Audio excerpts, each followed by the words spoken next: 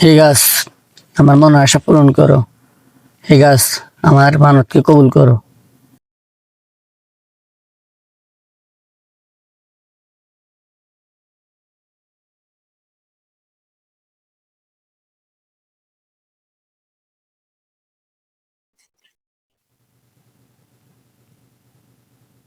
হে গাছ, আমার বিশ্বাস আমি এখানে ফিতা বেঁধেছি, তুমি আমার সব মনের আশা পূরণ করবে।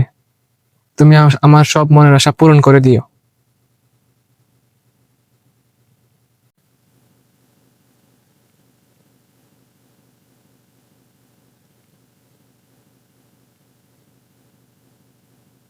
হে গাছ, তুমি আমার মনে সকল আশা পূরণ করে দাও। তুমি আমার বউটাকে আমার কাছে ফিরিয়ে দাও। হে গাছ।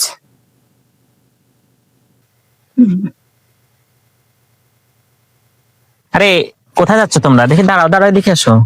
কোথায় গেছিলা? আমরা তো উলিপুরের ঢুলি গাছের কাছে গেছি। সে কি, ডুলি গাছের কাছে কেন? তোমরা না মুসলমান, জানো না ডুলি গাছের কাছে গিয়ে মানুষ কি করে? হ্যাঁ জানি তো, ঢুলি গাছের কাছে গিয়ে মানুষ তাদের মনের কথা বলে, আর ঢুলি গাছই পারে মানুষের মনের আশাগুলো পূরণ করতে। নাউজুবিল্লাহ, ডুলি গাছ মানুষের মনের আশা পূরণ করে, আর তোমরা মনের আশা পূরণ করার জন্য ডুলি গাছের কাছে গেছো? সেইখানে গিয়ে তোমরা তোমাদের মনের কথা খুলে বলেছো, ডুলি গাছ তোমাদের মনের আশা পূরণ করবে। এরকম বিশ্বাস তোমাদের মাঝে জাগ্রত হলো কিভাবে?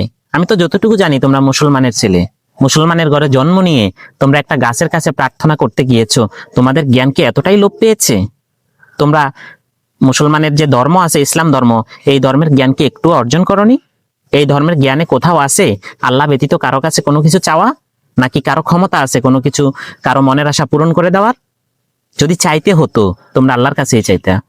ডুলি গাছের কখনো সাধ্য নেই কারো কোনো কিছু পূরণ করে দেওয়ার।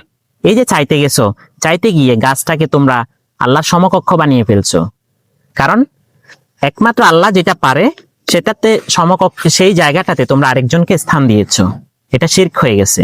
এই শিরক মুক্ত জীবন গড়তে হলে তোমাদেরকে এইসব ডুলি গাছ, বিভিন্ন ধ্যান ধারণা, কুসংস্কার, এগুলো বাদ দিতে হবে। প্রিয় দর্শক, শিরক মুক্ত একটি সুন্দর সমাজ গঠন করাই আমাদের একমাত্র লক্ষ্য। আর আমাদের এই লক্ষ্য বাস্তবায়নের লক্ষ্যে আমরা নিরলস কাজ করে যাচ্ছি।